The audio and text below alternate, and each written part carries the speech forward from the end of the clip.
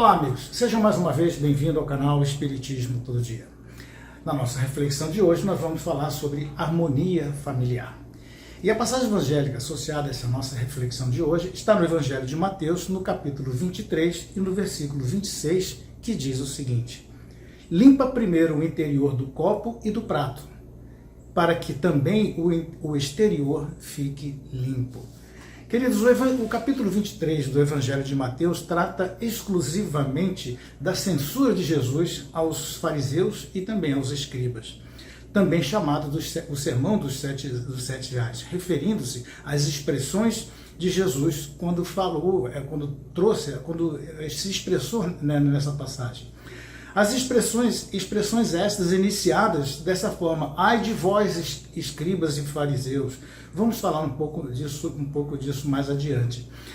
E é um conjunto, neste capítulo, traz um conjunto de observações feitas por Jesus aos fariseus e escribas sobre os seus comportamentos, sobre as suas ações, sobre as suas atitudes e sobre as suas palavras. Homens cultos e de grande inteligência da época assumiram para si a posição de líderes e guias espirituais daquele povo da época, ditando regras, normas, condutas, leis, deveres e obrigações para todo o povo daquela época, e que deveriam seguir para serem homens de bem, para serem perfeitos e respeitados por todos e dignos de receber o céu, dignos de receber o paraíso. Ensinamentos que levariam, segundo esses líderes da antiguidade e guias espirituais, todos os homens e mulheres a serem considerados, então, filhos de Deus, alcançando assim a vida eterna, alcançando o paraíso, o tão sonhado reino de Deus, que era muito cultuado naquela época. Mas esses líderes, eles não agiam e nem tampouco tinham em seus comportamentos, conforme não tinham em seus comportamentos tudo aqueles que eles ensinavam, tudo aqueles que eles impunham para todas aquelas pessoas da época. Isto é, não faziam o que pregavam. Daí então a censura forte de Jesus para esses escribas e esses fariseus, esses líderes da antiguidade, e líderes e guias espirituais da época. Vamos ver alguns pequenos trechos dessa repreensão de Jesus.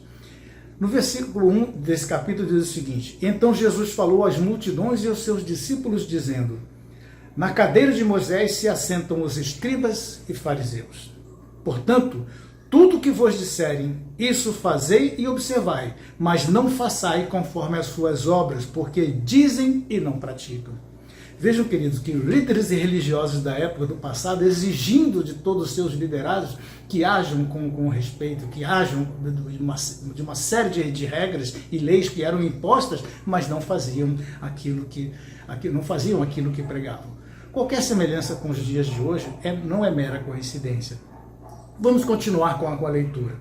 E no versículo 4 diz o seguinte: pois atam fardos pesados e difíceis de suportar, e os põem nos ombros dos homens, mas eles mesmos nem com o dedo querem movê-los. E mais uma vez impondo, como eu disse, aos homens, pela força, impondo à força os comportamentos que eles ditavam daquela época, mas que não faziam. E Jesus continua com a sua censura, dizendo aos fariseus e escribas, com diversas observações que já temos conhecimento. Vamos continuar essa pequena leitura. Todas as suas obras eles fazem a fim de serem vistos pelos homens, pois alargam as suas flactérias e aumentam as franjas dos seus mantos. Gostam dos primeiros lugares nos banquetes, das primeiras cadeiras nas sinagogas, das saudações em praças públicas e querem ser chamados de rabi, de mestre. E nos versículos que vão 16 a 27, também Jesus continua tratando de todo esse tema. Querido, vamos parar por aqui e eu recomendo a todos que leiam esse capítulo 26 do Evangelho de Mateus. É muito interessante. Queridos, nosso tema de hoje nos reflete a reflexão sobre harmonia familiar, ao amor familiar, ao entendimento, a toda a harmonização que nós temos responsabilidade de ter como membros de uma família, de ter e de ser os agentes de uma harmonização familiar. Mas para que possamos conquistar essa harmonia familiar, este amor familiar, é preciso que nós também reflitamos sobre as nossas ações, sobre os nossos comportamentos, nossas palavras, nossas ações, nossos atos com todos aqueles que convivem conosco dentro do nosso lar, que são os comportamentos dentro do nosso círculo familiar. Quais são os nossos comportamentos dentro do círculo familiar? Essa é a grande questão. Reflitamos sobre as nossas ações, sobre as nossas atitudes, sobre os nossos comportamentos com as pessoas que convivem no mesmo lar, com as pessoas que convivem no mesmo círculo familiar que nós temos. Como que nós estamos agindo com as nossas esposas, com os nossos maridos, com os nossos filhos, com as nossas filhas? Como que nós estamos agindo? Nós estamos agindo da mesma forma com que nós pregamos? Né? Com os nossos familiares mais próximos, que são, como eu já disse, os nossos filhos, esposas e maridos e assim por diante. Né? Estamos agindo com transparência, estamos agindo com amor, com atitudes corretas, coerentes e de uma forma sincera e dentro, principalmente, dos preceitos ditados pelo Evangelho do Cristo. Nós estamos agindo assim? Ou estamos agindo como os escribas e como os fariseus, que foram duramente censurados pelo Cristo? Que tipo de comportamento e postura estamos exigindo dos nossos filhos? Dos nossos filhos, das nossas esposas, do nosso marido? O que nós estamos exigindo de cada um deles? Que tipo de comportamento e postura estamos nós mesmos tendo para com os nossos familiares? Muitas famílias vivem hoje em grandes conflitos, mas grandes dificuldades e problemas de relacionamentos. E isso é comum na nossa sociedade de hoje. Daí tantos problemas, tantos feminicídios, tantas coisas que estão ocorrendo na sociedade atual. Justamente por não saberem, por não agirem, melhor dizendo, da forma com que exigem das outras pessoas. E são sofrimentos e dificuldades que poderiam ser eliminados pelo simples modo de reagirmos às situações que ocorrem conosco no nosso dia a dia. Nós não sabemos controlar e muitas vezes nem mesmo como agir, ou mesmo agir com naturalidade diante das pequenas coisas que ocorrem dentro da nossa vida, no nosso dia a dia. Segundo um amigo meu chamado Olavo, eu estive com ele essa semana, ele me contou que o descontrole, ou mesmo o não saber agir, se deve à não observância do princípio 90/10.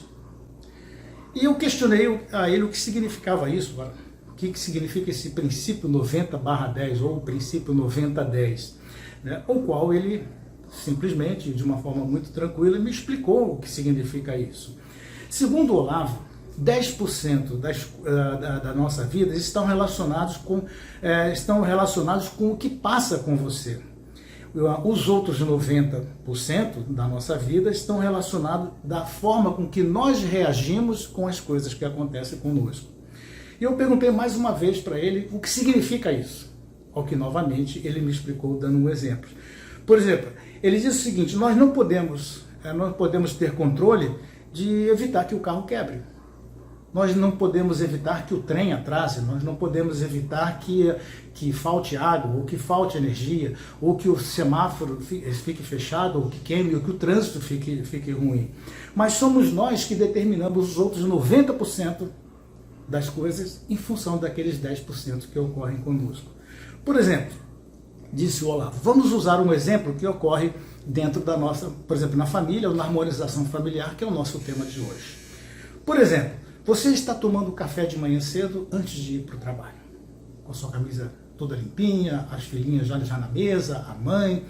De repente a filhinha vai pegar uma xícara de café e derruba a xícara de café, manchando toda aquela camisa branca que você tinha acabado de colocar para ir trabalhar. Você não tem controle sobre isso, sobre esse fato de derrubar o café. O que ocorre em seguida será determinado, então, pela nossa reação. Então, Vamos ao exemplo. Então você se irrita, repreende severamente a sua filha e ela começa a chorar. Você censura a sua esposa por ter deixado, ou por ter permitido, ou colocado a xícara muito próxima da beira da mesa. E em seguida o prosseguimento, tem início um prosseguimento de uma batalha verbal entre você, a sua esposa e a filha. Contrariado e resmungando, você vai, troca a sua camisa e volta para a sala. Quando você volta, a sua filha está chorando porque perdeu a perua escolar que iria levar ela para a escola. A sua esposa também sai para o trabalho totalmente irritada. E você tem que levar a sua filha para a escola. E ela vai chorando.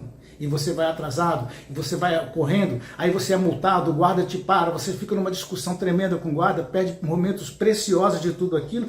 A sua filha chega atrasada na escola e sai do carro e nem se despede de você. Ao chegar no escritório, você percebe que esqueceu a mochila com o notebook, com uma série de documentos que você precisava para aquele dia de trabalho. E o seu dia inteiro fica totalmente comprometido, fica ruim, porque tudo já começou ruim.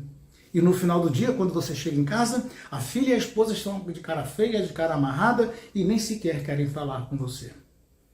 Por quê? Tudo por causa da sua reação no café da manhã. Pense comigo. O seu dia foi ruim, por quê? Vou dar 5 opções. Por causa do café? Por causa da sua filha? Por causa da sua esposa? Por causa da multa do trânsito? Ou por sua própria causa? A resposta correta é por sua própria causa. A resposta correta é essa. Você não teve controle sobre o que ocorreu ao derrubar uma xícara de café. E o modo como reagiu naqueles 5 minutos é o que estragou o 90% do seu dia. Isso é, mais uma vez, o princípio 90/10, ou o princípio 90/10. Vamos ver outro cenário. O café derrubou e manchou a sua camisa. E tá bem, aí você diz, está bem, querida, mas da próxima vez tenha cuidado. Sai imediatamente, troca a sua roupa, volta, encontra a sua filha já se despedindo de você, dando um beijo e pega a sua perua escolar te dando um largo sorriso. A sua esposa sai feliz para o trabalho e você tem um dia maravilhoso de trabalho. Percebeu a diferença? 2 situações diferentes. E por quê? Porque os outros 90% dos dias são determinados pela reação que nós temos dentro de atitudes que não são previsíveis dentro do nosso dia a dia. Essa é a grande questão. E quantas situações ocorrem como essa no nosso dia a dia? Quantos dias, quantas semanas, quantos meses são determinados pelas reações que temos em função das ações que tomamos, das ações ou das reações que temos diante de eventos totalmente inesperados? A grande questão é a seguinte: como estamos reagindo diante dos acontecimentos que são inevitáveis na nossa vida? Como que nós estamos reagindo? Um café derramado na nossa camisa, uma nota baixa de um filho numa escola cara que pagamos, né? Um vaso quebrado, caro, que foi quebrado em função de uma brincadeira do seu filho pequeno dentro de casa. Um amassado no carro que foi feito pelo seu filho, que foi visitar a namorada. Né? Uma filha que esconde um namorado que ainda não está segura para poder apresentar para vocês, um erro do filho, um erro de uma filha, uma atitude errada, enfim, uma ingratidão de um filho ou de uma filha, um gesto impensado do nosso companheiro ou da nossa companheira, enfim, nós poderíamos citar aqui uma série de situações que são efetivamente inesperadas para nós.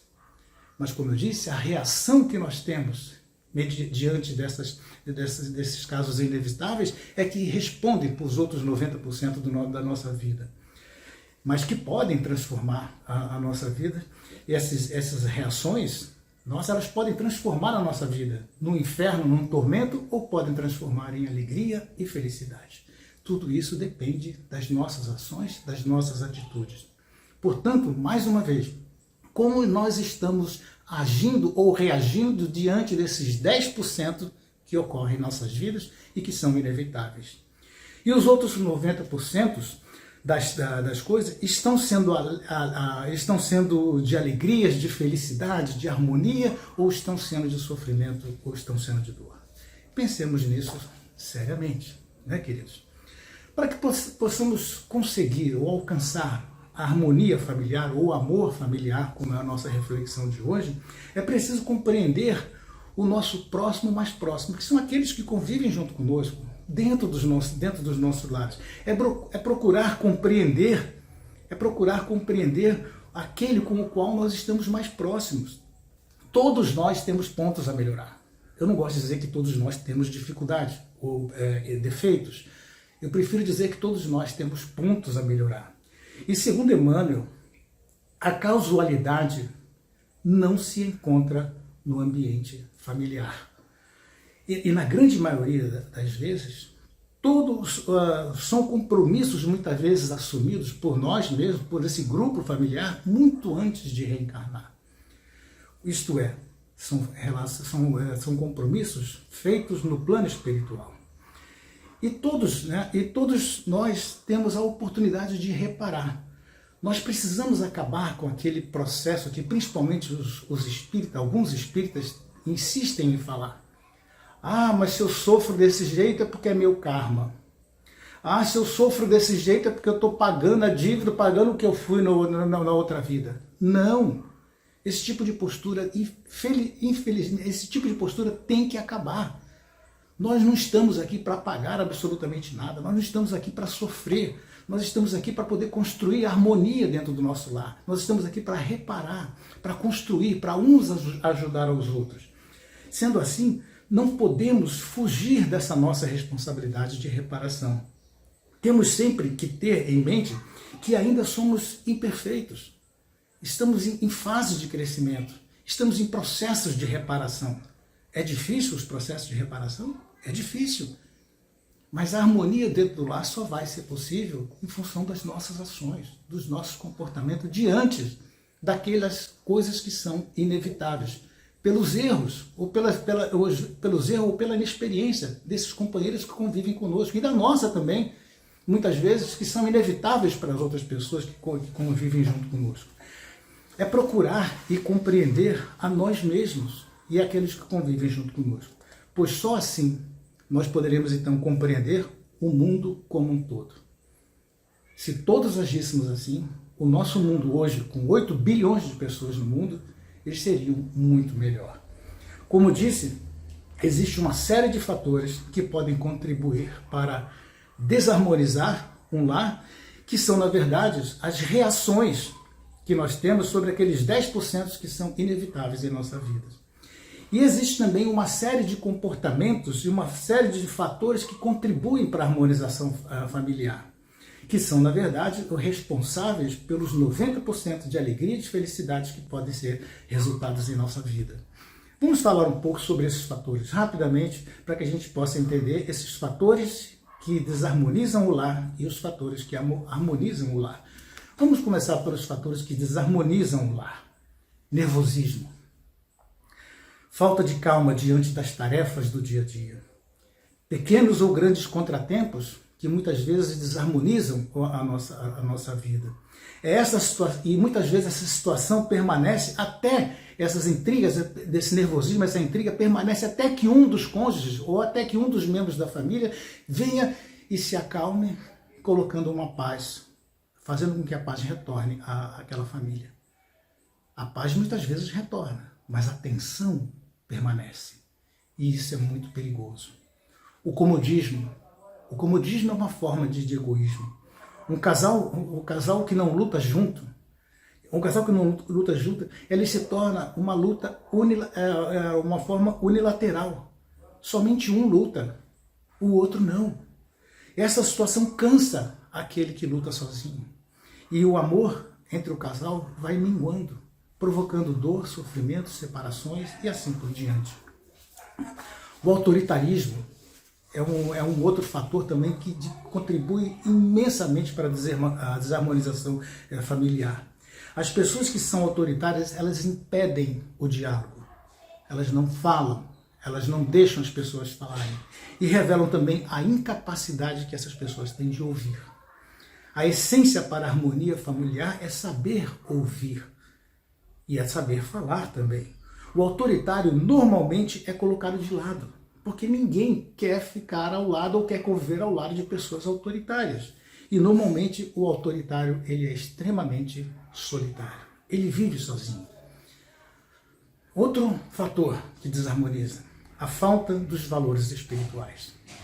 As pessoas ou as famílias que não cultivam os valores espirituais, elas transferem esses valores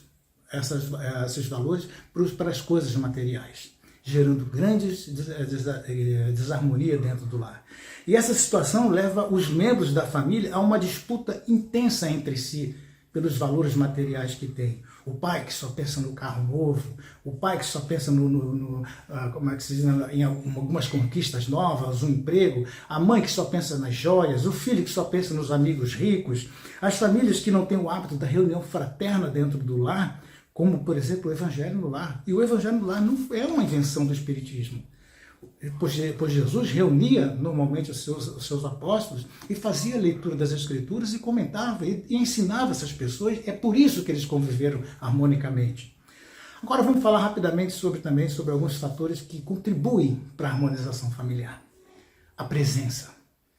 O esforço do casal em estar presente no lar demonstram aos filhos o interesse deles para com os filhos, a participação nos problemas, nas dificuldades, maior conhecimento e entendimento de cada um, da necessidade de cada um, essa presença junto, fazer as refeições juntos, brincar juntos, passear juntos, viajar juntos, não importando o local onde estejam, numa casa rica ou numa casa pobre, mas desde que estejam juntos, sempre juntos, auxiliando uns aos outros.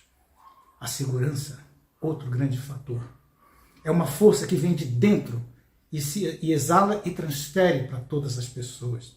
Atinge todos os membros da família de uma forma positiva, tranquila, provocando o crescimento harmonioso entre os membros da família. É ter com quem contar, é ter com quem confiar. É o pai que diz para o filho, conta comigo. É a esposa que diz para o marido, em situações difíceis, confiemos em Deus, conte comigo. Conte com a nossa família. E são os filhos que dizem para os pais, nós confiamos em você. O diálogo também é muito importante. Promove a liberdade e o respeito dentro do lar. Saber e ter o entendimento das ideias, das vontades e do pensamento de cada um dos membros da família. Ajudar uns aos outros na tomada de decisão. Uma mudança de casa, uma mudança de emprego, uma mudança de escola, situações inesperadas, é saber negar, saber dialogar, saber conversar. E que todos, juntos, possam tomar a melhor decisão. Outro fator importante, a solidariedade. Nós somos seres humanos sujeitos a erros. Muitas vezes nós cometemos erros, mas é fundamental que tenhamos com quem contar. Reforçar o conceito de segurança. A solidariedade reforça esse conceito de segurança no lar e indica sempre que uns poderão contar com os outros. Outro fator importante, o respeito mútuo. Respeitar as vontades, os segredos, as ideias uns dos outros. Isso é fundamental. Não interferir na liberdade dos cônjuges e dos filhos. Não ter ciúmes entre si. Entre filhos e mães, pais e filhos, esposos e esposas e assim por diante.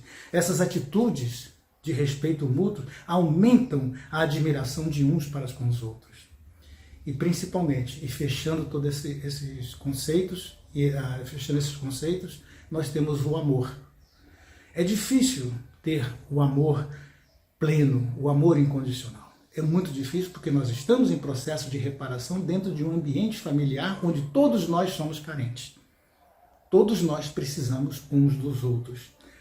E nós temos que ir descobrindo, a virtude de cada um. E fazer com que essas virtudes se desenvolvam para que possamos juntos nos suportar e possamos crescer de uma forma intensa. A nossa casa é o berço do homem para a vida. É ali onde é forjado as personalidades dos nossos filhos. A nossa personalidade também é forjada, é alterada, é melhorada E é assim que nós estaremos prontos para a vida. Sem amor, nós produziremos homens e mulheres ruins, frágeis, fracos, que serão com certeza irão gerar também grupos familiares sem harmonia, sem amor. É cuidar um dos outros como nos recomendou o Cristo, cuidando uns dos outros, para que possamos todos ser felizes e para que possamos todos ter a tão almejada harmonia familiar. Tá bom? Fiquem com Deus e até uma próxima oportunidade.